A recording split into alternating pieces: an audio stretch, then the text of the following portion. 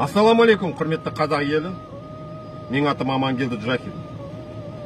20 қараша елімізде кезексіз сайлау өтеді.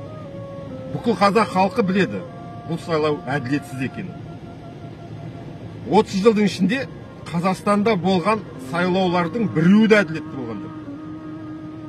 Бұл сайлаудың кім жеңетінін да білеміз. Ал енді Тоқаев үшін 3,5 жылдың ішінде не істеді Қазақстанға? Астананы Нұр-Сұлтан қылды, қайтадан Нұр-Сұлтанды Астана қылды. Одан басқа бірнеге істегенін мен көрген жоқпын. Қаңтар айында бейбіт шеруге шыққан қазақ халқына оқ атқызды. Ескертусіз атыңдар деп. Өз елімізге шетелдік әскер шақырды. Біз әлі күнге дейін білмейміз қанша адамның қаңтар айында қаза тапқанын. Осының ішінде 4 жасы Айкөркем де бар. 20 мың террорист келді деді. Олар қайда? Біреуінде көрсеткен жоқ. Қырғыз музыканты террорист па? Айкөркем террорист па? Қайда террористер, қайда? Қазақ халқын террорист кім шығарды?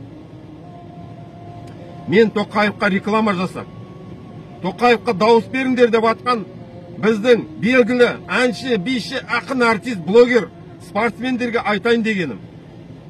Олардың арасында бір роликті миллиардтан асқан адам көретін біздің Димашта бар. Димаштың ата-анасын бір плакатта көрдім.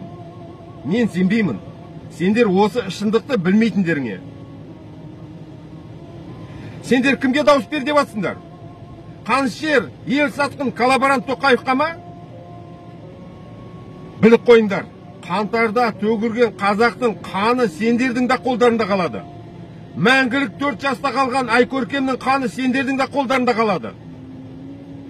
Ал енді қазақ халқына айтайын дегенім. Ойланайықшы. Біз кімде тағы да 7 жылға жол берейін деп отырмыз. Кімді 7 жылға сайлайын деп отырмыз. Амандықта көрсек.